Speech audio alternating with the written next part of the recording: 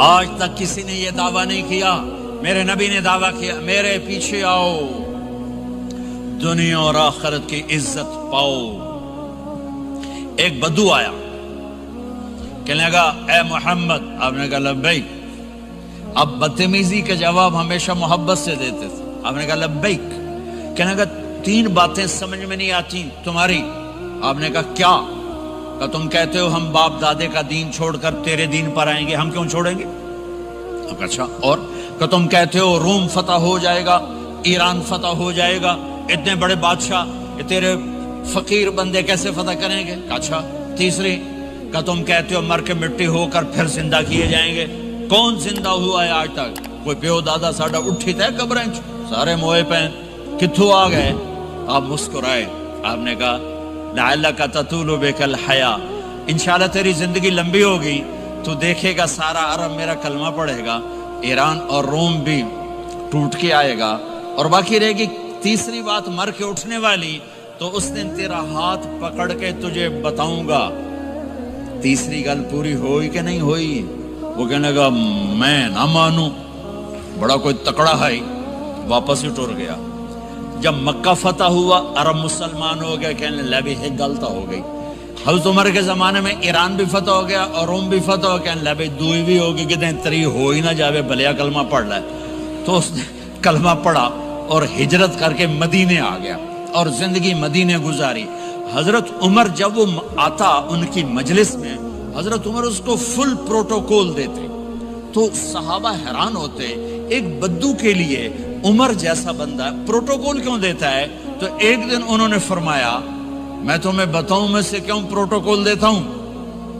میں اس مجلس میں تھا جس میں یہ آیا تھا، اور اللہ کے نبی نے اسے فرمایا تھا قیامت کے دن تیرا ہاتھ پکڑ کے تجھے یاد دلاؤں گا کہ موت کے بعد زندگی ہے کہ نہیں، اور قیامت کے دن جس کا ہاتھ میرے نبی نے پکڑ لیا جنت میں پہنچانے سے پہلے کبھی نہیں چھوڑیں گے۔ لہٰذا یہ بڑا خصوصی آدمی ہے، اس کو میرے نبی نے پکڑ کے جنت میں پہنچانا ہے۔ میرے بھائی بہنوں میں یہ کہنے آیا ہوں، اپنے ہاتھ چھڑا کر نبی کے ہاتھوں میں دے دو۔ میرے نبی ایک خوبصورت زندگی لے کر آئے جس میں کچھ حصہ عبادات، مختصر عبادات ہیں، نماز 5 وقت ہے، باقی کچھ نہیں، روزہ سال کے بعد ہے، وہ ابھی آ رہا ہے۔ میرے نبی پہ 9 رمضان آئے، 9 میرے نبی پر 9 رمضان آئے۔ مدینہ جانے کے بعد ہجرت کے دوسرے سال شعبان کی 2 تاریخ کو پیر کے دن روزے کا فرض ہونا نازل ہوا، اور میرے نبی ستمبر میں پہنچے ہیں مدینہ منورہ، اور رمضان یوں پیچھے جا رہا ہے، ستمبر سے اگست میں آیا ہے، اگست سے جولائی میں آیا ہے، اور جولائی سے جون میں آیا ہے، اور میرے نبی اللہ کے پاس چلے گئے۔ سارا رمضان میرے نبی نے گرمی کا گزارا، 9 رمضان سارے گرمی کے روزے، اور میرے نبی کی سحری ہوتی تھی 2 کھجور اور 1 گلاس پانی پر روزہ رکھتے تھے عام طور پر، کبھی کبھی کھانے کو بھی مل جاتا تھا، لیکن 2-3 کھجوریں اور 1 گلاس پانی، اس پر میرے نبی نے 9 رمضان گزارے، اعتکاف کر کے دکھایا، پورا مہینہ 20 دن 10 دن، پھر ساری زندگی 10 دن کا اعتکاف فرمایا شب قدر کی تلاش میں، اور امت کو خوشخبری سنائی۔ رمضان آ رہا ہے تو میں تھوڑی سی تفصیل بتا دوں۔ میرے نبی منبر پر آئے، کہنے لگے ماذا یستقبلکم وماذا تستقبلون، وہ کون آ رہا ہے؟ صحابہ وہ کون آ رہا ہے؟ پھر ہم نے کہا وہ کون آ رہا ہے؟ حضرت عمر کھڑے ہو گئے، یا رسول اللہ اوحی نزل، کیا کوئی وحی آ گئی؟ کہا نہ۔ کیا کوئی دشمن آ گیا؟ نہیں۔ تو پھر کون آ رہا ہے؟ آپ نے کہا رمضان آ رہا ہے، رمضان آ رہا ہے۔ جنت کے دروازے کھل گئے، جہنم کے دروازے بند ہو گئے، رات کی تراویح کی نماز ملی۔ آپ کا رمضان آج کل بڑا اوکھا ہوگا لیکن اجر بھی بڑا ہوگا۔ میں نے ایک دن پہلے واپسی رکھی بھی 18 گھنٹے کون ہی تھے بکھا رہے آپ تو پھنسے ہوئے، میں تو نہ پھنسوں، تو اس کا اجر بھی اس کے مطابق ہوگا، اجر بھی اس کے مطابق ہوگا۔ تو میرے نبی کا سارا رمضان گرمیوں میں گزرا ہے، گرمیوں میں گزرا ہے، اور آپ نے 3 دن تراویح کی نماز پڑھائی۔ پہلے کسی امت پہ تراویح نہیں آئی، ہماری امت، اس امت پہ تراویح کی نماز آئی۔ پہلی امت کا روزہ مشکل تو ہمیں ایک آسانی ملی، قیس بن سرمہ، پہلی امت کا روزہ 24 گھنٹے 24 گھنٹے 24 گھنٹے، جب ہمارے اوپر رمضان آیا 24 گھنٹے، پہلا روزہ، دوسرا روزہ۔ قیس بن سرمہ ایک صحابی ہیں، اونٹ چرانے والے۔ اگلا روزہ کیسے شروع ہوتا تھا؟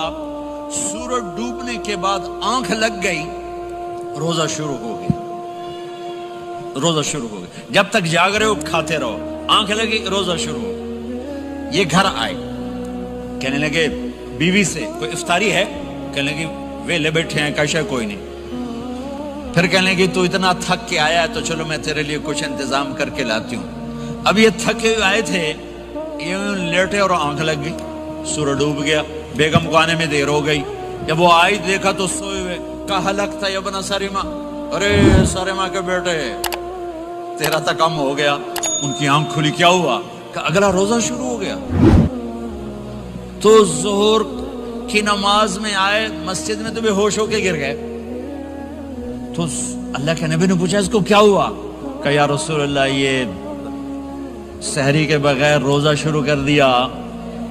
تو میرے نبی کا دل ایک دم مٹھی میں آیا، تو میرے اللہ نے قرآن اتارا، چل میرے حبیب آپ کو رنجیدہ نہیں دیکھ سکتا، آپ کی امت کو اجازت ہے، سحری تک کھاؤ، کلوا واشربوا حتی یتبین لکم الخیط الابیض من الخیط الاسود من الفجر ثم اتموا الصیام الی اللیل۔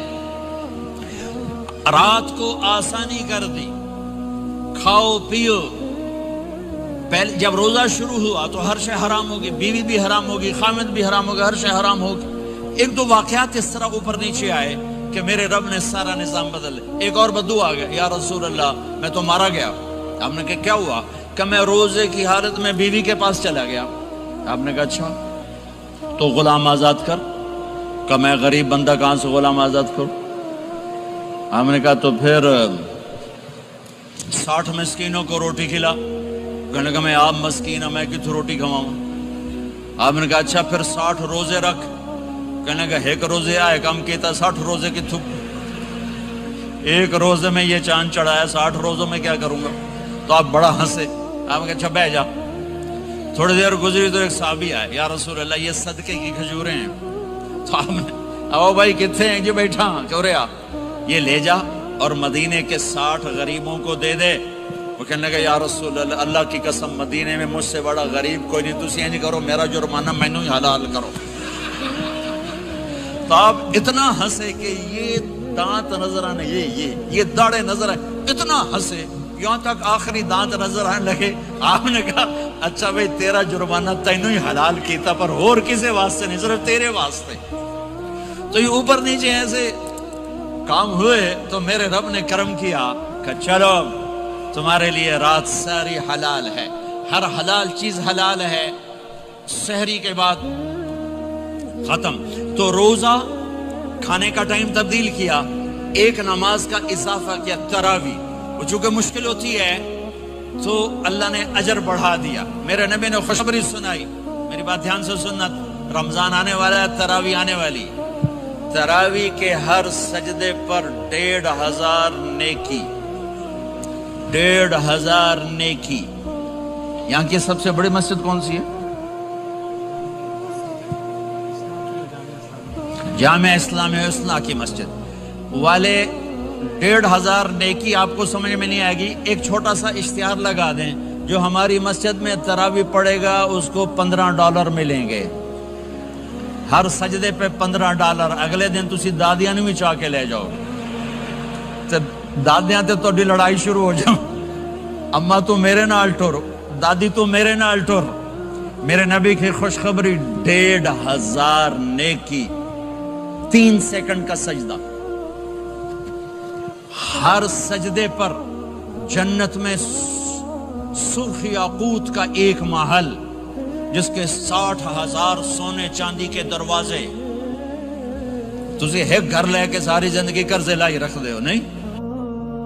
ایک سجدے پر، ایک سجدے پر، ایک سجدے پر جنت میں اتنا بڑا گھر کہ 60,000 سونے چاندی کے دروازے، ہر سجدے پر جنت میں ایک درخت سونے چاندی کا جس کا نیچے 100 سال گھوڑا دوڑ سکے، ایک روزہ، ایک روزہ۔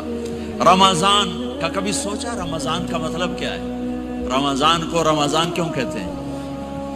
اللہ نے 11 مہینوں کے نام عربوں سے رکھوائے اور روزے کے مہینے کا نام خود رکھا قرآن میں، شہر رمضان الذی انزل فیہ القرآن۔ محرم، صفر، ربیع الاول، ربیع الثانی، جمادی الاولی، جمادی الثانی، رجب، شعبان، شوال، قاعدہ، ذوالحج، یہ عربوں نے نام رکھا، اور رمضان پہلے سے رکھا جا چکا تھا، عربوں سے رکھوایا۔ رمضان کے لفظ اور روزے میں کیا جوڑ ہے؟ رمضان کہتے ہیں جل جانا، جل جانا، جل جانا۔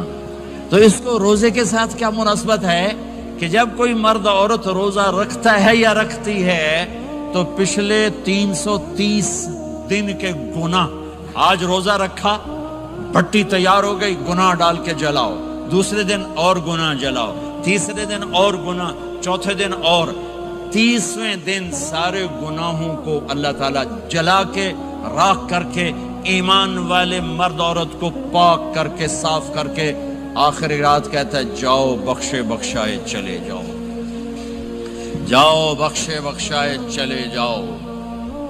تو میرا نبی تو 2 کھجور پہ روزہ رکھتے تھے۔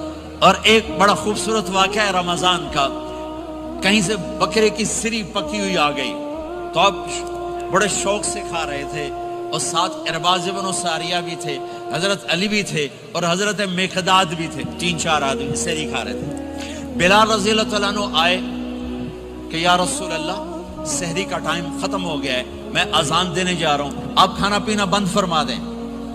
اب میں کہا ٹھیک ہے، وہ باہر چلے گئے، اذان دینے لگے، پھر خیال آیا میں دیکھ لوں کہ آپ نے کھانا چھوڑا کہ نہیں چھوڑا، واپس آئے تو آپ کھا رہے تھے۔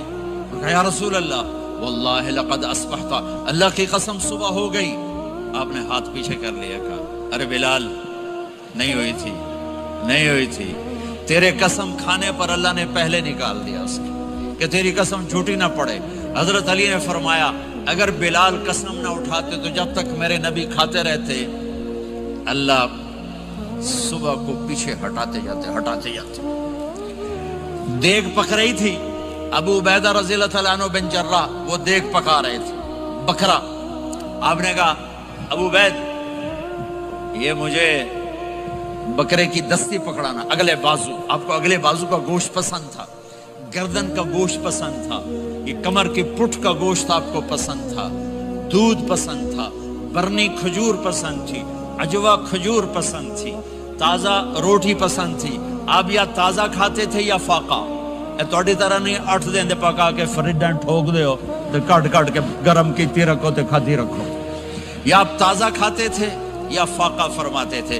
ایک دفعہ فتح مکہ پر ام ہانی کے گھر آپ نے باسی روٹی کھائی، ورنہ آپ نے ہمیشہ تازہ یا فاقہ، یا تازہ یا فاقہ، کبھی جس کھانے پہ رات گزر جاتی اسے نہیں کھاتے تھے۔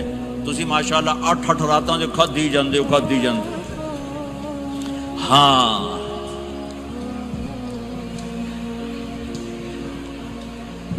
تو کہنے لگے عبید یہ دستی پکڑانا، تو انہوں نے ایسے بکرے کا بازو نکال کے پورا آپ نے یوں پکڑا، نوچ کے پھینکا، کہ دستی پکڑانا، انہوں نے یوں نکالا ڈوئی سر، آپ نے پکڑا، کھایا، کہا مجھے بکرے کا بازو دستی پکڑانا۔ کہا یا رسول اللہ بکرے کی 2 ہی ہوتی ہیں۔ آپ نے کہا تیرا بھلا ہو جائے، اگر تو میرے کہنے پہ ڈوئی ڈال دیتا، جب تک میں کہتے رہتا اللہ مجھے نکال کے کھلاتا رہتا، اللہ مجھے نکال کے کھلاتا رہتا۔ اللہ نے رمضان بھیجا ہوا ہے، رمضان آ رہا ہے، اللہ کی رحمتوں کا جنت کے دروازے کھل گئے، جہنم کے دروازے بند ہو گئے، ایک دوسرے کو معاف کر دو، روزے کی حفاظت کرو۔ آپ بہت سے بہن بھائی آئے بیٹھے ہو، لڑے ہوئے ہوگے، ناراض ہو گئے، میاں بیوی لڑے ہوئے ہوں گے، بھائی بہنیں لڑی ہوں گی، رمضان آ رہا ہے، تیاری کرو۔ جیسے حج پر جانے سے پہلے معافیاں مانگتے ہو، رمضان سے پہلے بھی ایک دوسرے سے معافی مانگو، ایک دوسرے کو معاف کرو، ایک دوسرے کو درگزر کرو، خود جا کے معافی مانگ لو، اللہ آپ کا مقام اونچا کر دے گا، مرتبہ اونچا کر دے گا۔ آخری رات اللہ تعالیٰ فرماتے ہیں جاؤ تمہارے رات کی قیام اور دن کے روزے کے بدلے تمہیں سب کو معاف کر دیا، مانگو۔ اور ایک رات اللہ نے شب قدر بنائی جو 1000 راتوں کے برابر کر دی۔ وہ آج آپ کی تو راتیں بڑی چھوٹی ہیں، 5 راتیں جاگ لو 3 گھنٹے دی بھی نہیں رات ہوندی، تو 5 راتیں جاگ لو 21 23 25 27 29، ان میں سے ایک رات ضرور شب قدر ہوگی۔ ایک رات کا جاگنا 80 سال کی عبادت سے بڑھیا ہو جائے گا، صرف ایک رات کا جاگنا، ایک رات کا جاگنا۔ ایک شرط ہے، دل میں بغض نہ ہو، نفرت نہ ہو، حقارت نہ ہو، کسی مسلمان کو حقیر نہ جانو بلکہ کسی انسان کو حقیر نہ جانو، تو آپ کی بندگی اللہ کی بارگاہ میں پہنچ کر آپ کے مقام کو اونچا کر دیں گی۔ تو عبادات میں ایک نماز ہے، پھر کو روزہ ہے، پھر زکوٰۃ اور حج مالدار لوگوں کا فریضہ ہے، غریبوں کا نہیں ہے، متوسط طبقے کا نہیں ہے۔ تو عبادات کا جو نصاب ہے بڑا مختصر ہے۔ 5 نمازوں پہ کتنا وقت لگتا ہے؟ روزے سال کے بعد آتے ہیں، گنجائش ہے، بیمار ہو بعد میں رکھ لو، مریض ہو بعد میں رکھ لو، زکوٰۃ سارے سال میں کسی وقت دے دو، حج زندگی میں کب کسی وقت کر لو۔ یہ ایک چھوٹا سا نصاب ہے۔ دوسرا میرے نبی کی زندگی کا پہلو جسے میں ہائی لائٹ کرنا چاہتا ہوں، جو نمایاں ہے، جو روشن ہے، وہ میرے نبی کی زندگی ہے، وہ میرے نبی کے اخلاق ہیں، وہ میرے نبی کا درگزر ہے، میرے نبی کا پیغام محبت ہے۔ میرے نبی نے فرمایا اسلام کا سب سے مضبوط عمل کیا ہے؟ ایو اور الاسلام اوثق۔ صحابہ نے کہا الصلاۃ، نماز، آپ نے کہا نہیں۔ جہاد، آپ نے کہا نہیں۔ روزہ، آپ نے کہا نہیں۔ حج، آپ نے کہا نہیں۔ اسلام کا سب سے مضبوط عمل کیا ہے؟ صحابہ، نماز، جی نہیں۔ جہاد نہیں، روزہ نہیں، حج نہیں۔ اچھا یا رسول اللہ پھر کیا ہے؟ سنو اور سے توجہ سے، میرے نبی نے فرمایا اسلام کا سب سے مضبوط عمل آپس میں محبت کرنا ہے، اللہ کے لیے محبت کرنا ہے، اللہ کے لیے محبت کرنا ہے، اللہ کے لیے محبت کرنا ہے۔ اسلام پیغام محبت ہے، میرے نبی کی زندگی محبت کی پوری تصویر ہے، کسی سے نفرت نہیں، بغض اللہ کے لیے، محبت اللہ کے لیے، یہ اسلام کا سب سے مضبوط عمل ہے۔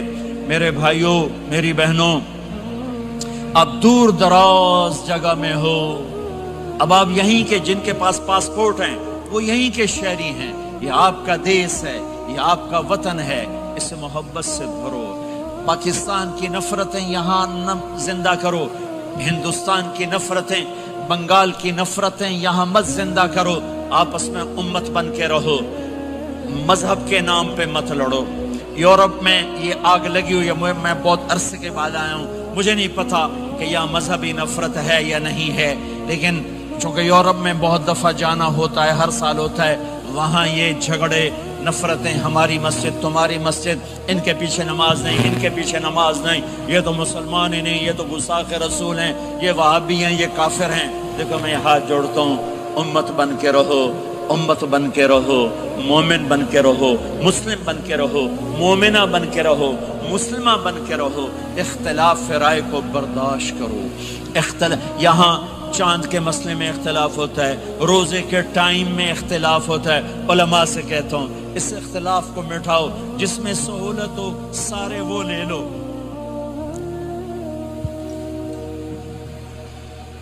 امت میں تفریق نہ پیدا کرو، یہ علماء کے سامنے ہاتھ جوڑتا ہوں، جس میں امت کو زیادہ سہولت ہو، ما خیر بین امرین الا اختار ایسرہما، 2 کام جب میرے نبی کے سامنے ہوتے تھے، جو مشکل ہوتا تھا چھوڑ دیتے تھے، جو آسان ہوتا تھا لے لیتے تھے۔ تو میرے بھائی بہنوں، یہ مذہب کی نفرت پاکستان میں، بنگلہ دیش میں اور انڈیا میں آگ لگی ہوئی ہے۔ امت بن کے رہو، امت بن کے رہو۔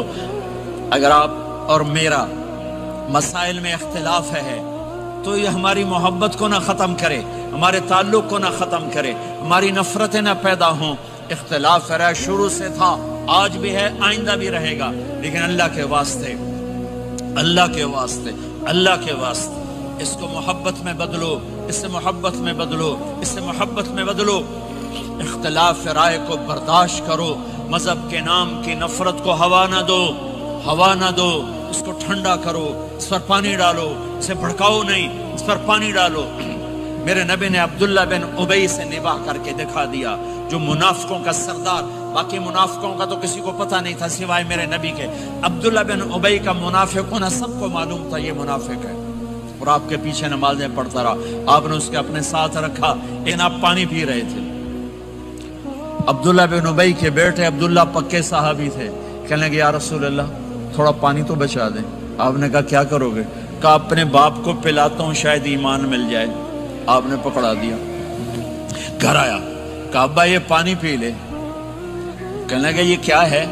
کہا یہ میرے نبی کا بچا ہوا پانی ہے، پی لے شاید تجھے ایمان مل جائے۔ سنو، کہنے لگا وہاں سے کسی کا پیشاب لیا وہ پی لوں گا، یہ نہیں پیتا۔ کسی کا پیشاب لیا وہ پی لوں گا، یہ نہیں پیتا۔ وہ واپس جا کر کہنے لگے یا رسول اللہ اجازت ہے میں اس کا سر اڑا دوں؟ آپ نے کہا نہیں، تیرا باپ ہے، یہ کام نہیں کرنا۔ میں نہیں چاہتا کہ لوگ کہیں محمد اپنے ساتھیوں کو قتل کرتا ہے۔ اور جب وہ مرا کم وقت ان کے بیٹے آئے، یا رسول اللہ میرے باپ کو جنازہ پڑھائیں گے؟ آپ نے کہا پڑھاؤں گا۔ کفن دیں گے؟ کہا دوں گا۔ کہ اپنا کرتا دے دے۔ آپ نے کرتا اتار کے دیا، جا اس کو کفن دے دو کہ شاید کم وقت بخشا جائے۔ اور اب اتنی نفرت ہے کہ ایک دوسرے کا جنازہ بھی نہیں پڑھتے، سلام بھی نہیں کرتے، مسجدوں میں لڑائیاں ہو رہی ہیں۔ آپ نے کرتا دیا، اس کو پہنایا، آپ جنازے کے لیے کھڑے ہوئے، حضرت عمر آگے آ گیا، یا رسول اللہ آپ کو پتہ یہ کون ہے؟ کہ عمر مجھے بتاتے ہو یہ کون ہے؟ مجھے نہیں پتا کون ہے۔ کہ اس کا آپ جنازہ کیوں پڑھ رہے ہیں؟ کہ اللہ نے کہا ہے پڑھ یا نہ پڑھ میں معاف نہیں کروں گا، تو میں پڑھتا ہوں شاید اللہ معاف کر دے۔ یہ میرے نبی کے اخلاق ہیں، یہ میرے نبی کے اخلاق ہیں، یہ میرے نبی کی خوبصورت زندگی ہے۔ آپ نے جنازہ پڑھا دیا، پھر اس کے دفن میں شریک ہوئے۔ آپ پیچھے پہنچے تو وہ قبر میں اتار دیا تھا، کہ باہر نکالو۔ قبر سے باہر نکال کے اپنے لعاب تھوک کو منہ سے نکال کر اس کے منہ میں ڈالا کہ شاید اس کی بخشش ہو جائے۔ اس کو دیکھ کر 100 منافقوں نے کلمہ پڑھا کہ اتنا بڑا خلق صرف نبی کا ہی ہو سکتا ہے۔ تو میرے بھائی بہنوں، بہت بڑا مجمع آیا ہوا ہے۔ میرے نبی کی زندگی کا دوسرا پہلو، میرے نبی کی زندگی، معاشرت، پاکیزہ اخلاق، محبت بھرا پیغام، ماں باپ کے لیے، بیوی کے لیے، بیوی کا خامد کے لیے، بہن بھائیوں کا ایک دوسرے کے لیے، یہ ایک خوبصورت زندگی ہے جو آج ہم بھول چکے ہیں، مٹ چکی ہے، مٹا چکے ہیں۔ میرے نبی کے خوبصورت اخلاق، میرے نبی کا درگزر کرنا، میرے نبی کا معاف کرنا۔ 21 برس قتل کے منصوبے بنانے والوں کو آپ نے کہا مکے والے جاؤ معاف کیا، جاؤ معاف کیا، ایک جملے پر جاؤ معاف کیا۔ یہ میرے نبی کا پیغام ہے۔ میرے نبی کے اخلاق سچائی، میرے نبی کے اخلاق دیانتداری، میرے نبی کے اخلاق صدق و امانت۔ سب سے زیادہ ہائی لائٹ جو مکی زندگی میں آپ کی صفت ہوئی، صادق امین، سچا امانت دار، سچے امانت دار۔ میرے نبی سے پوچھا گیا یا رسول اللہ مسلمان بزدل ہو سکتا ہے؟ کہاں؟ کنجوس بخیل ہو سکتا ہے؟ کہاں؟ یا رسول اللہ مسلمان جھوٹ بول سکتا ہے؟ کہ نہیں، جھوٹ نہیں بول سکتا۔ میرے نبی نے فرمایا یتبع المومن علی الخصال کلھا، ہر مسلمان مرد عورت بڑے سے بڑا گناہ کر سکتا ہے، لیکن اگر میرا امتی ہوگا دو نہیں کرے گا، دو نہیں کرے گا، دو نہیں کرے گا۔ ایک جھوٹ کبھی نہیں بولے گا، ایک دھوکہ کبھی نہیں دے گا۔ ایک جھوٹ نہیں بولے گا، ایک دھوکہ نہیں دے گا، ایک جھوٹ نہیں بولے گا، ایک دھوکہ نہیں دے گا۔ اور جب اللہ تعالیٰ جنت میں سب سے پہلے اپنا دیدار کرائے گا سب کو جنت میں، بھائیو یہ تو کوئی زندگی کوئی نہیں ہے۔ جب مال جمع ہوتا ہے تو موت آ چکی ہوتی ہے۔ اب لوگ یہاں ہجرت کر کے آئے، بنتے بنتے کچھ بنے تو موت دستک دینے لگی، گھٹنے درد کرنے لگے، آنکھوں پہ چشمے چڑھ گئے، سوٹیاں ہاتھ میں آ گئیں۔ جب مال سے نفع اٹھانے کا وقت آیا تو موت سر پہ آ گئی۔ یہاں کے ہر انسان اس مشکل میں گرفتار ہے، جب اپنی دنیا سے کمانے کا، حاصل کرنے کا وقت آتا ہے تو موت دستک دے رہی ہوتی ہے، اور موت تھوڑا پیچھے ہٹ جائے تو بڑھاپا تنگ کرنے آ جاتا ہے، بیماریاں تنگ کرنے آ جاتی ہیں، پریشانیاں سر پہ آ جاتی ہیں۔ موت کے بعد اگر اللہ راضی ہو گیا تو جنت کی زندگی شروع ہونے والی ہے، جنت کی زندگی شروع ہونے والی ہے، جس میں اللہ تعالیٰ سب سے پہلا جو ویلکم کرے گا جنت والوں کو، وہ یہ نہیں کہے گا میرے ایمان والے آ گئے، تہجد والے آ گئے، نمازی آ گئے۔ پوری تفصیل سنو۔ اللہ تعالیٰ جب جنت میں بٹھا دے گا، جنتی مرد، جنتی عورت۔ ہمارے ابا اور اماں کا قد کتنا تھا کچھ پتہ ہے؟ 130 فٹ۔ کتنا بھائی؟ 130 فٹ۔ یہ تو آپ نے سنا ہے کہ یوسف علیہ السلام سب سے خوبصورت تھے، سنا ہے نا؟ یہ بہت کم مرد عورتوں کو پتا ہوگا کہ عورتوں میں سب سے خوبصورت کون تھا؟ وہ حضرت حوا، حضرت حوا، حضرت حوا۔ 130 فٹ کی اماں تھی، 130 فٹ کے ابا تھے۔ پھر ٹائم کے ساتھ گزرتے گزرتے ہم چھوٹے ہوتے ہوتے ہوتے ہوتے ہوتے ہوتے یہاں تک آ گئے، آگے چل کے اور نیچے ہو جائیں گے۔ جنت میں یہ قد واپس اللہ دے دے گا۔ جو ہمارے ملک کا کلچر جنہیں یاد ہے انہیں یاد ہوگا، ایک قوم ہوتی ہے مراسی، پتا ہے نا؟ مراسی سنا؟ بڑی نازک قوم ہوتی، صرف زبان کی روٹی کھاتے ہیں، کم کو نہیں کرتے۔ تو زمیندار نے مراسی کے ذمہ لگا، یہ میرا گھوڑا، اس کی مالش کر۔ وہ گھوڑے کی مالش مشکل کام ہے، وہ شروع ہو گیا۔ جب زمیندار گھر گیا وہ سو گیا، وہ سویا تو چور گھوڑا کھول کے لے گئے۔ جب صبح اس کی آنکھ کھلی تو گھوڑا غائب تھا، تو اس نے کہا ابھی مارے گئے، آج میری خیر نہیں۔ وہ گھر گیا، خرگوش لا کے باندھ کے مالش شروع کر دی۔ جب تھوڑی دیر بعد زمیندار باہر نکلا، اس نے کہا میرا گھوڑا کی دیکھے جی آئے کھلوتا ہے۔ اس نے کہا تیرا ستیہ ناس ہوئے، گھوڑا ہے تو خرگوش ہے، صحیح گھوڑا ہے، ساری رات مالش کی تھی تو گھس گھس گھس گھس گھس گھس گھس اے آ کھلوتا۔ ہمارے اماں ابا تھے 130 فٹ، پیسج آف ٹائم، گھستے گھستے گھستے یہ ہمارے قد آ گئے۔ جنت میں پھر اللہ واپس کرے گا 130 فٹ۔ ایک عرب نوجوان کہنے لگا اتنے قد کی کیا ضرورت ہے، ہمیں اتنا ہی کافی ہے۔ میں نے کہا تو یہ پتہ ہے جنت کی کھجور کتنی لمبی ہے؟ کھجور درخت نہیں، پھل دانا یا نہیں؟ میں نے کہا جنت کی کھجور 25 فٹ لمبی ہے، دانا 25 فٹ کا ایک دانا ہے۔ وَتَمْرَتُهَا 12 ذِرَاعًا، تو ہے 5 فٹ، تو کھجور کے نیچے سے گزرا، اوپر سے ایک دانا تیرے سر کے اوپر گرا، تو تا وچے مر جاؤنا۔ پھر مسورات سے معذرت کے ساتھ، جنت کی حور کا قد ہے 130 فٹ اور تو گیا 5 فٹ، وہ تو تجھے جیب میں ہی ڈال لے گی۔ پھر پوچھے میرا ہسبینڈ کدھر گیا ہے؟ اور وہ جو لباس پہنتی ہے، لباس وہ 3 میل کے ریڈیس میں گھومتا ہے، 3 میل، 3 مائل کے ریڈیس میں اس کا لباس گھومتا ہے۔ کسی ایک بو جج پا کے انہیں بھول جاؤنی کہ ہسبینڈ گیا کی دے۔ لہٰذا تمہیں بھی 130 فٹ کرے گا، ان کو بھی 130 فٹ کرے گا، اور وہ جنت کی لڑکیاں تو پہلے 130 فٹ ہیں۔ ام سلمہ نے پوچھا یا رسول اللہ، جنت کی عورت کا درجہ بڑا ہے یا ایمان والی عورت کا؟ آپ نے کہا ایمان والی عورت کا۔ کہا وہ کیوں؟